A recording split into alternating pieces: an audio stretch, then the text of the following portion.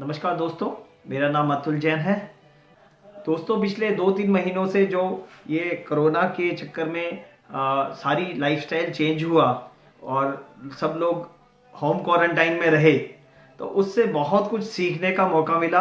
और तो पिछले कुछ दिनों पहले हमारे एक मित्र श्री अशोक गोयल जी ने एक सेमिनार लिया और उसमें कुछ एक कंसेप्ट के बारे में बात की। उस कंसेप्ट का नाम था फ्रीडम। दोस्तों, मैं उस वो जो ये कंसेप्ट है, मुझे इतना अच्छा लगा कि मैंने सोचा कि मैं अपने जितने भी जानकार हैं, जितने भी मेरे नोन टू हैं, चाहे बेशक वो मेरे इंश्योरेंस के मित्र हैं, चाहे बेशक वो मेरे क्लाइंट्स हैं, मैं उनको इसके विषय में ज़रूर बताऊंगा, क्योंकि आज हमारे को इस पूरे कंसेप्ट की बहुत ज़रूरत है। और इस कंसेप्ट का नाम है फ्रीडम। वैसे तो फ्रीडम को आज़ादी बोलते हैं, लेकिन इस फ्रीडम के अंदर एक एक वर्ड्स को हम यदि जब एक्सप्लेन करेंगे तो उसकी क्लियरिटी आएगी कि हम क्या बात करना चाह रहे हैं। एफ, फ्रीडम का पहला अल्फाबेट है F. F F for family. Family means परिवार। दोस्तों, हर एक फैमिली के अंदर जहाँ पे एक हस्बैंड होता है, एक वाइफ होती है, नॉर्मली 2 बच्चे होते हैं, पेरेंट्स होते हैं, तो उस परिवार के अंदर जो ड्राइवर सीट पे बैठा होता है वो इंसान होता है जो अपनी फैमिली का ब्रेड अर्निंग पर्सन होता है। और यदि उस ब्रेड अर्निंग पर्सन के साथ कुछ भी कोई मिसहैपनिंग होती है तो पूरी फैमिली डिस्टर्ब होती है। दोस्तों, मैं यहाँ पे एक बात बहुत क्लियर करना चाहता हूँ कि यदि हमें अपने घर से 200, 300, 400 किलोमीटर दूर जाना होता है अपनी गाड़ी में, तो सबसे पहले हम ये देखते हैं कि उस गाड़ी के अंदर स्टेपनी है या नहीं। तो जब हम 200-300 किलोमीटर जाने के लिए एक स्टेपनी की जरूरत समझते हैं, तो जब एक इंसान अपनी फैमिली को रन कर रहा है और खुदा ना खास्ता कल उसके साथ कुछ होता है, तो ये बहुत ज़रूरी सोचने की बात है कि हमने अपनी फैमिली के लिए स्टेपनी का प्रोविज़न किया है या नहीं किया। पहली चीज़। दूसरी चीज़, इस चीज़ को भी देखना पड़ेगा कि सपोज जैसे हमारे पास एक मर्सिडीज़ कार है और हमने उसके अंदर स्टेपनी देखना है कि कहीं स्कूटर की तो नहीं लगी हुई। स्टेपनी हमने स्कूटर की तो नहीं रख रखी। जिस तरीके से मर्सिडीज़ कार के अंदर मर्सिडीज़ कार की ही स्टेपनी होनी चाहिए, उसी तरीके से फैमिली का जो ड्राइवर है उसका रिप्लेसमेंट का भी उतना ही प्रोविज़न होना चाहिए जितना वो इंसान जीते जी आपकी अपनी फैमिली को सर्व कर रहा है। इस बात को थोड़ा सा क्लियर और करने के लिए एक बात और ऐड करना चाहता हूँ। यदि आप कोई इंसान एक महीने में 1 लाख रुपए महीना कमाता है, तो उसका 200 महीने का यानी कि 2 करोड़ रुपए का एक वो चेक यदि अपनी फैमिली में अपनी वाइफ के नाम बना के उनको दे दे और ये बोले कि यदि खुदा ना खास्ता कल सुबह मेरी आंखें नहीं खुलती तो आप ये 2 करोड़ रुपए का चेक बैंक में ले जा करके कैश करा लेना। यदि आपने उतना पैसा अपने बैंक में रख रखा है, फिर तो किसी चीज़ की जरूरत नहीं है। यदि आपके पास 2 करोड़ रुपए बैंक में नहीं है, तो ये 2 करोड़ का अरेंजमेंट इंश्योरेंस कंपनी आधे % से लेके 1% में कर सकती है।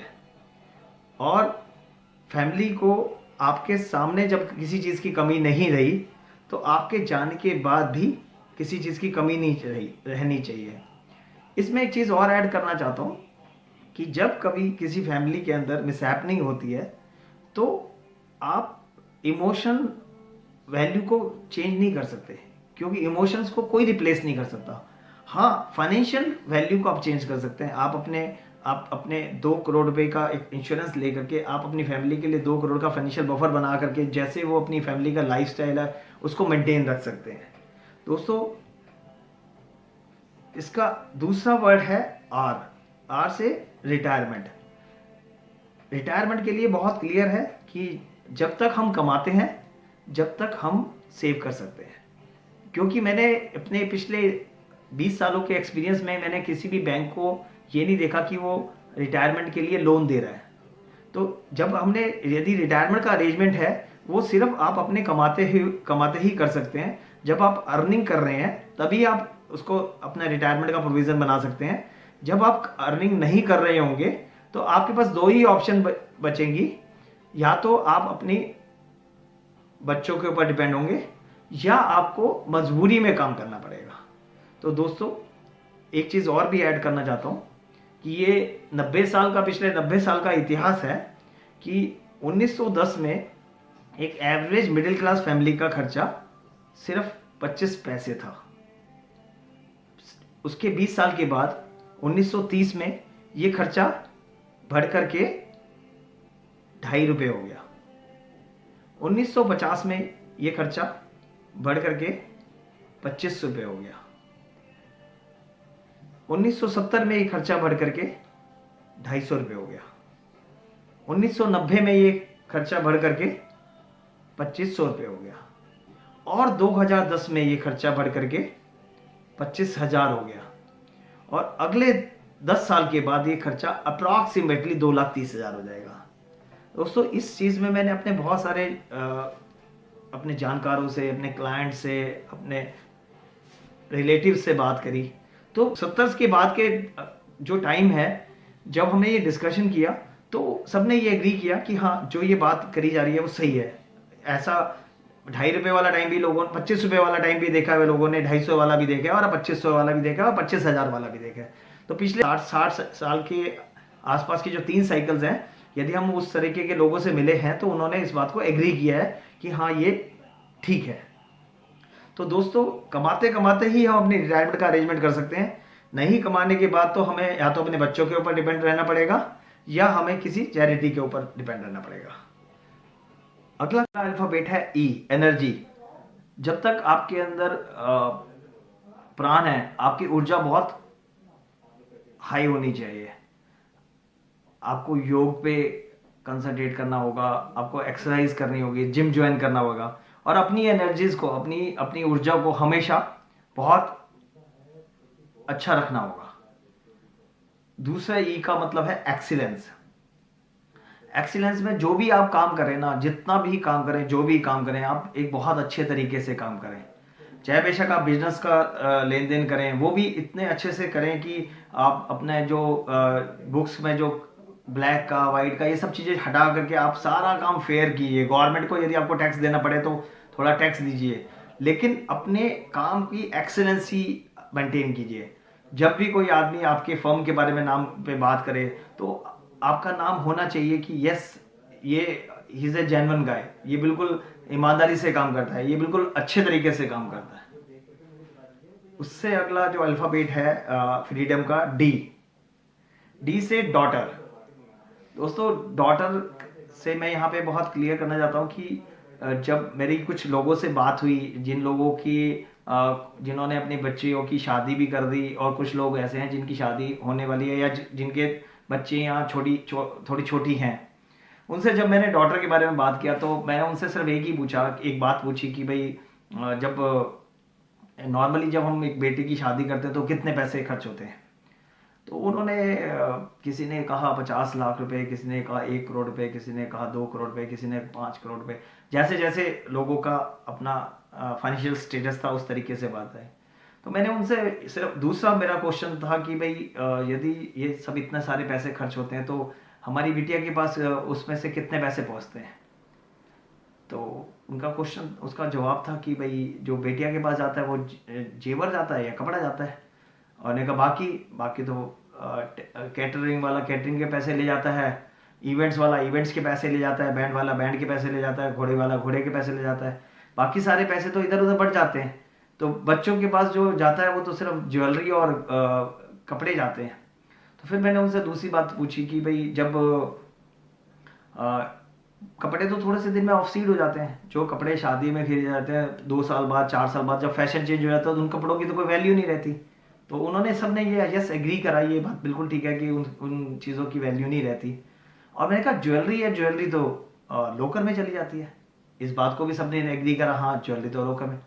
फिर मेरा जो उनसे एक क्वेश्चन था कि भाई जब हम अपनी बेटी को जब कन्यादान करके उसको दूसरे घर भेजते हैं और बाय चांस उस बिटिया को शादी के कुछ साल के बाद यदि 5 लाख रुपए की भी जरूरत पड़ती है तो वो 5 लाख रुपए उसके पास कहाँ से आएंगे।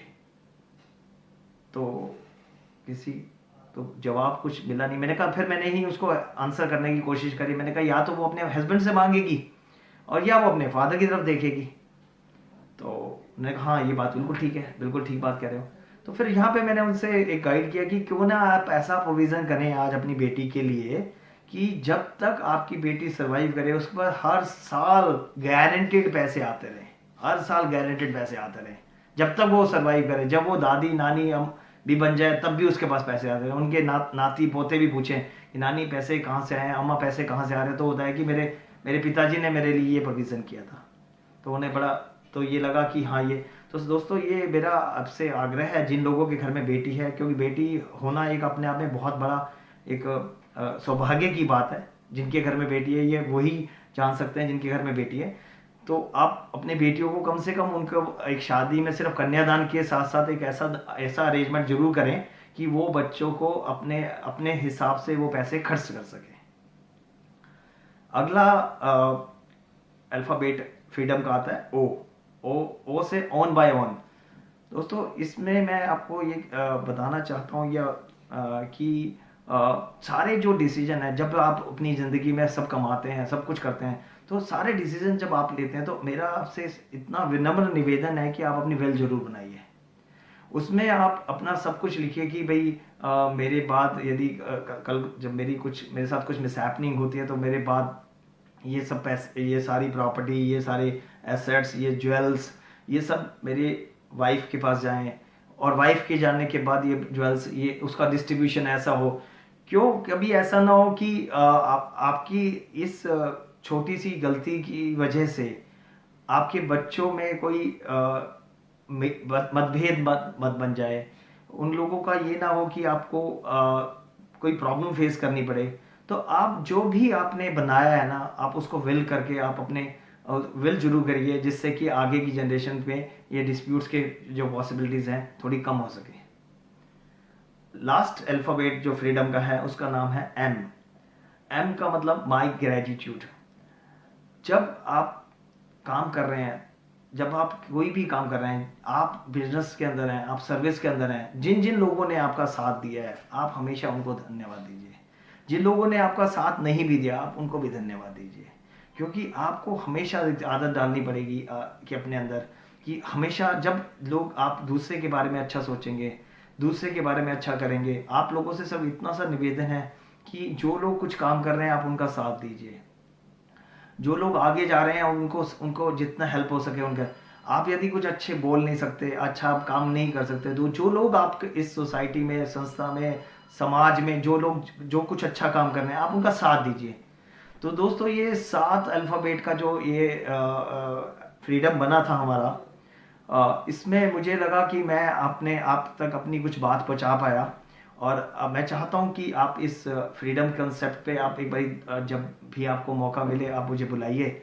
और मैं चाहूँगा कि मैं आपके साथ कुछ थोड़ा बहुत समय बिता सकूं और इस चीज़ को जहाँ पे मैं आपको आपकी फैमिली लाइफ में आपको कहीं हेल्प कर पाऊँ, आपके रिटायरमेंट्स में आपको कहीं का हेल्प कर पाऊँ, एनर्जी के लिए आपको यदि किसी अच्छे योग गुरु की ज़रूरत है या किसी अच्छे ट्रेनर की ज़रूरत है, मैं वहाँ पे आपके पास आपका हेल्प कर पाऊँ। जहाँ फाइनेंशियल ट्रांजेक्शन्स अच्छी हो सके, बिजनेस में आपको एक अच्छे चार्टर्ड अकाउंटेंट की यदि आपको ज़रूरत है तो मैं उसमें कहीं आपकी हेल्प कर सकता हूँ।